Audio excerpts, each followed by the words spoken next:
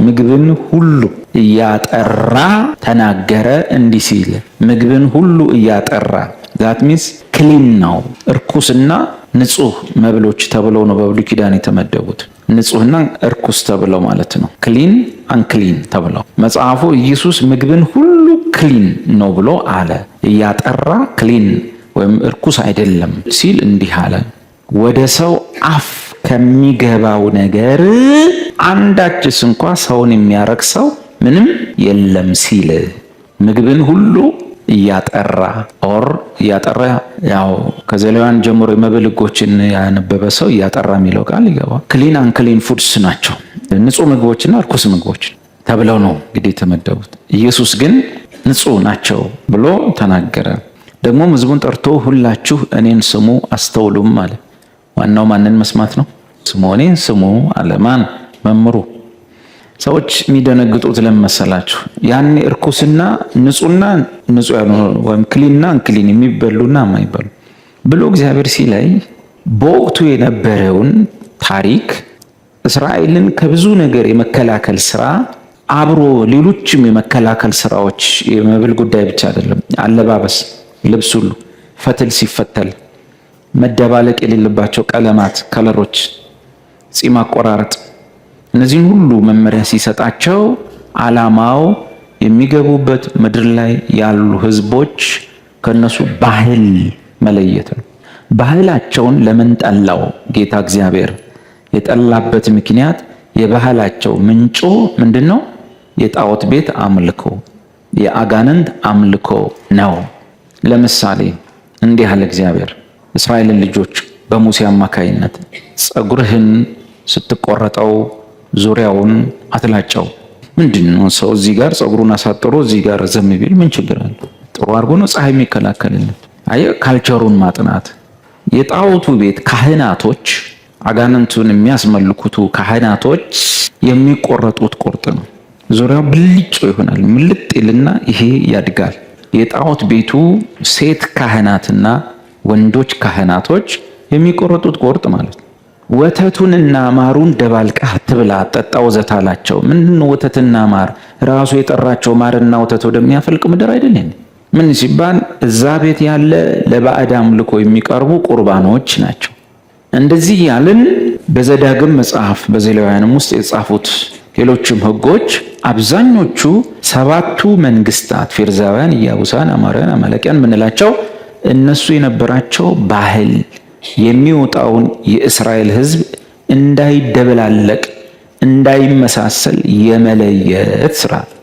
ከዛ ውስጥ አንዱ በጣዖት ቤቶቹ ላይ በዋነኛነት የሚቀርበው የአሳማ መስዋዕት ነው። ለምሳሌ ጌታ ሊመጣ የተወሰኑ ዓመታት ሲቀረው ንጉሥ ያደረገው ነገር በኢየሩሳሌም ከተማ ሐውልቱን አቆመ፣ አሳማ ሰዋ። ልክ አሳማ ሲሰዋ አብዮት ተነሳ።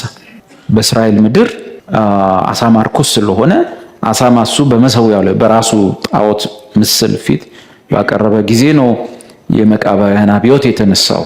ወይም ደግሞ ኢየሱስ ሲመጣ ቀነናውያን የሚባሉ ሰዎች ሰምታችኋል። ቀነናዊ ስምዖን ሲባል ከ12 ሐዋርያት አንዱ ቀነናዊ ዘዜለስ ቀናተኞች ናቸው፣ ሬቤሌስ ናቸው፣ አመፀኛ ናቸው። እንደ ታሊባን በጫካ ተደብቀው ሮማውያንን የሚዋጉ ወጣቶች ናቸው። በየጫካው እየተሽለኮ ብዙ ጊዜ ይያዛሉ፣ በአደባባይ በእንጨት ላይ ይሰቀላሉ። ኢየሱስ ከመሞቱ በፊት ብዙ ወጣቶች እየተያዙ ተሰቅለዋል፣ በሮም መንግስት ላይ እያመፁ። ቀነናውያን በግዕዝ በአማርኛ ቀናተኞች ዘዜለስ ይባላሉ። አሁን ከዛ ልማድ ጠብቋቸው ቆይቷል። ከአሕዛባዊ ልማድ ጌታ ኢየሱስ መጣ። ኢየሱስ ያኔ የነዛን ስርዓቶችና ወጎች ሲሰጣቸው ንጹህና ንጹህ ያልሆነው ወይም ርኩስና ርኩስ ያልሆነው ብሎ ሲሰጣቸው በራሳቸው እነዛ ነገሮች ስትበላቸው ስለሚያረክሱ አይደለም፣ በወቅቱ ከነበረው ግብ አንጻር ነው ተፈጽመዋል። አሁን ኢየሱስ መጣና እንዲህ አለ። ደግሞ ሕዝቡን ጠርቶ ሁላችሁ እኔን ስሙ አስተውሉም። ከሰው የሚወጡት ሰውን የሚያረክሱ ናቸው እንጂ ሰውን የሚያረክሱት ከሰው የሚወጡት ናቸው እንጂ ከሰው ውጭ የሚገባውስ ሊያረክሰው የሚችል ምንም የለም። ስንት የለም? ምንም የለም። ከውጭ ወደ ሰውየው ከሚገባ ውስጥ የሚያረክሰው ካልዘገነነው፣ ካልደበረው፣ ከተጸየፈው በቀር። እንደዛ ሲሆን ደግሞ የጳውሎስ መልእክቶስ ነው የምንሄደው። ማንም ሰው የሆነ ነገር እርኩስ እየመሰለው እንዳይበላ። እርኩስ እየመሰለው ለሚበላው ሰው ሁሉም ነገር እርኩስ ነውና፣ ነገር ግን በገበያ የሚሸጠውን ሁሉ ሳትጠራጠሩ ብሉ። ለምን? በክርስቶስ ከሆንኩ በኋላ በራሱ እርኩስ የሆነ ምንም እንደሌለ አውቄአለሁና። ስለዚህ አንድ ወንድምህ አንተ ምንድን ነው የምትበላው በኢየሱስ ስም የሚል ከሆነ እንዳትበላ፣ ወንድምን አታሰናክለው። ሁለተኛ አንተም ከተጸየፍከው አይደለም አሳማ ሽሮ እንኳን ቢሆን ማለት ከቀፈፈ እርኩስ ነው። የምግቡ አይነት ሳይሆን ጳውሎስ ምን አለ? ከህሊና የተነሳ ህሊና ውስጥ ነው እንጂ ሽሮ ሆነ ሁሉም የምድር ፍሬ ነው። አሁን ምን ይላል? ከሰው የሚወጡት ሰውን የሚያረክሱ ናቸው እንጂ ከሰው ውጭ የሚገባውስ ሊያረክሰው የሚችል ምንም የለም። የሚሰማ ጆሮ ያለው ቢኖር ይስማላቸው። ከሕዝቡ ዘንድ ወደ ቤት ከገባ በኋላ ደቀ መዛሙርቱ ምሳሌውን ጠይቁት። ምን ማለት ነው ጌታ ሆይ? እንዴ ስንት በኢየሱስ ስም እንደማለት ስማ አብ ወልድ መንፈስ ቅዱስ ምን ማለት ነው እንደማለት ነው። እሺ መልሱ ምንድን ነው? ያብራራ። እርሱም እናንተ ደግሞ እንደዚህ የማታስተውሉ ናችሁ። አሁን ራሱ እዚሁ ስንት ሰው ኢየሱስ በስማም ያሉት እነሱን ማለት ነው። እንደዚህ የማታስተውሉ ናቸው። ከውጭ ወደ ሰው የሚገባ ሊያረክሰው ምንም እንዳይችል አትመለከቱ? ምንም የሚያረክስ የሚቀድስም ነገር ውስጡ የለም። ለምን? ቀጥለው ወደ ሆድ ገብቶ የበላኸው አሳማም ብላ ሽሮም ብላ ቅጠል ሰላጣን ቅጠል ብላ ደካማው ምን ይበላል ይላል መጽሐፍ። በእምነት የደከመው ሰው ብሎ ቅጠል ብቻ ይበላል። እና ምኑንም ስትበላው ፈጽሞ ሊያረክስ አይችልም። ለምን? ወደ ሆድ ገብቶ በማግስቱ ማለት ነው። ወደ ዳሪ ማለት ዛሬ በላኸው ነገ አድሮ ይወገዳል ነው። ከሱ የተነሳ ነው ዳሪ የሚለው ቃል ወጣ። ያደረ ማለት ነው። ወደ ሆድ ገብቶ ወደ ዳሪ ይወጣል እንጂ ወደ ልብ አይገባምና። የበላችሁት ምግብ ወደ ልባችሁ ሲገባ ትዝ አይናችሁ?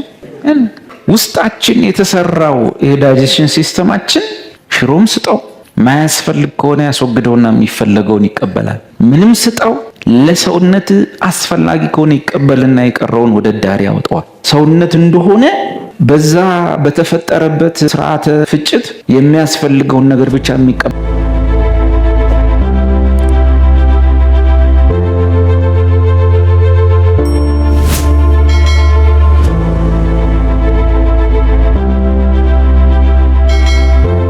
የሚያስፈልገውን ነገር ብቻ የሚቀበል ነው።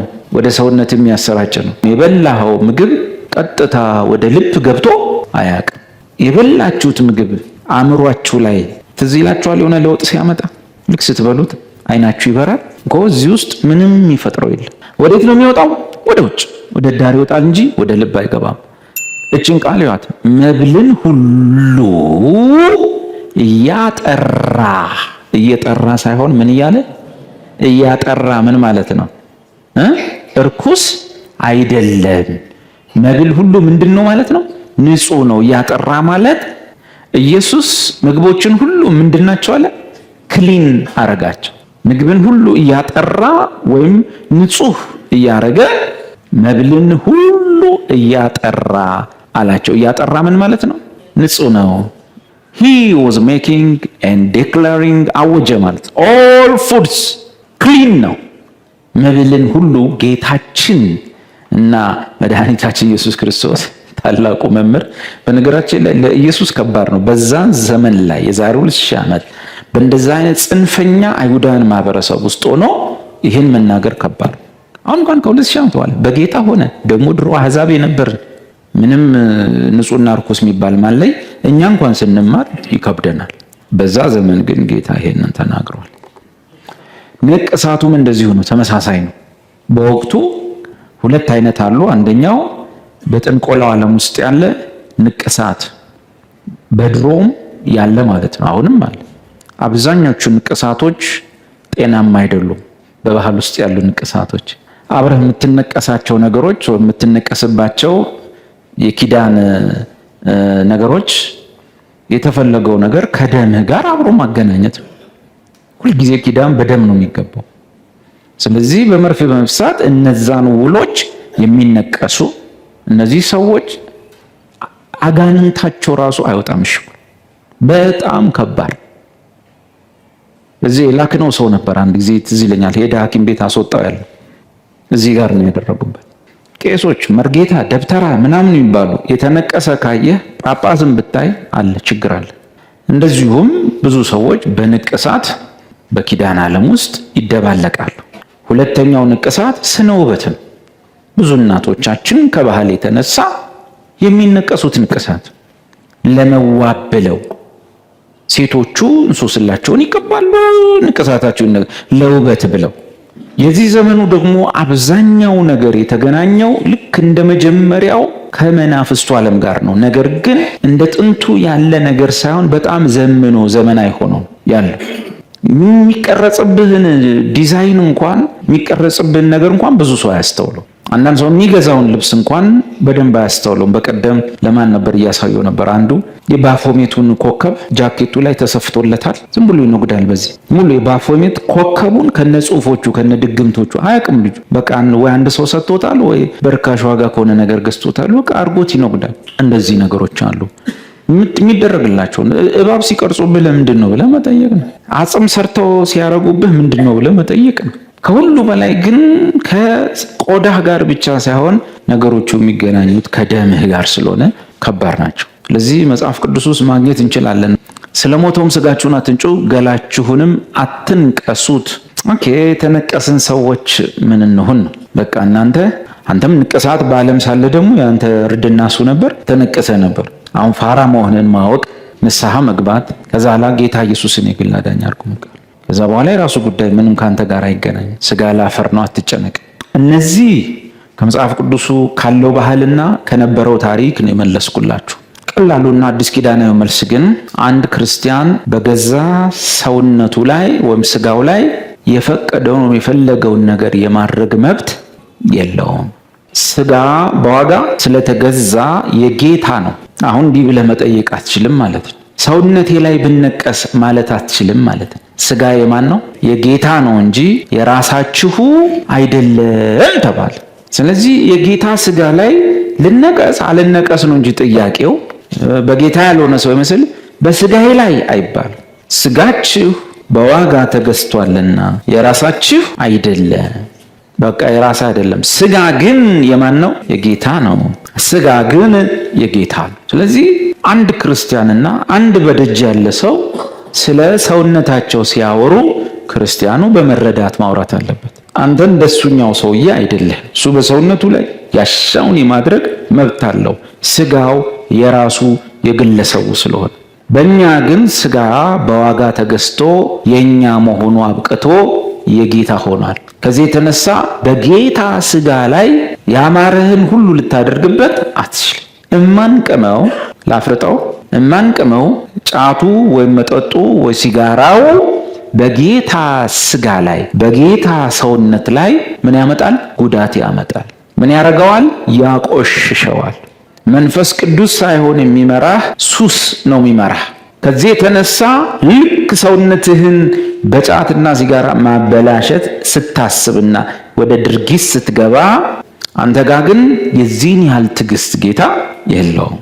አንደኛ ቆሮንቶስ 3 ማንም የእግዚአብሔርን ቤተ መቅደስ ማፍረስ ከጀመረ እንግሊሽ ማፍረስ ሳይሆን ዲፋይል ማድረግ ማቆሸሽ ከጀመረ የአንድ ክርስቲያን ከራስ ፀጉሩ እስከ እግር ጥፍሩ ያለው ስጋ በዋጋ ተገዝቶ ይሄ ከንቱ ስጋ ይሄ አዋራጅ ስጋ በምን ተገዛ ነው የሚለው? አይ የዚህን ስጋ ዋጋ ራሱ ለመናገር ብዬ የዚህን ስጋ ዋጋ ለመናገር ከዛ ምዕራፍ 6 ላይ በዋጋ ተገዝታችኋልና ስጋችሁ እናንተ አይደል። በምን በስንት ነው ዋጋው? ብሩ ማለት ነው። ስንት ነው?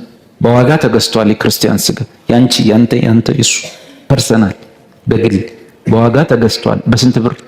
ዋጋው ስንት ነው? የዋጋው መጠንን የሚያውቃል? የዋጋው መጠን ይታወቃል። የዋጋው መጠን ኢየሱስን ነው የሚያክለው። የኢየሱስ ደም አልፈሰሰው። በኢየሱስ ሕይወት ተገዝታችኋል። ኢየሱስ ተከፍሎ ይሄ ስጋ ተገዝቷል፣ ያንተ የኔ ያንቺ። ይሄን ጭንቅላት ውስጥ ማስቀመጥ እስቲ ከባድ ሰው ነኝ በሉ ግድ የላችሁ ነው። ስጋችሁን በለበሳችሁት ልብስ ልትለኩት ነው። ሱፍ ስትለብስ ልታከብረው ነው። የተቀዳደደ ስትለብስ ልታዋርደው ነው። እሱማ እንደ ሰው እያሰብክ ነው ማለት። በደጅ ያሉ ሰዎች የሚመዝኑ በለበስከው ልብስ ነው። ቡቱቱ አድርገህ ስትገባ ሰርግ ቤት የሚቀበልህ የለም። ሱፍ አድርገህ ስትሄድ ግን መጥሪያም ባይኖር ትገባለህ አይደለ? ድሮ ልጅ እያለን አለቃ ገብረሃና ሰርግ ነው ምንድን ታደሙ የሆነ ድግስ ላይ። ከዛ ቡቱቶ ለብሰው ነበር ሄዱት፣ አልናስገባሉ። ከዛ ዘንጠው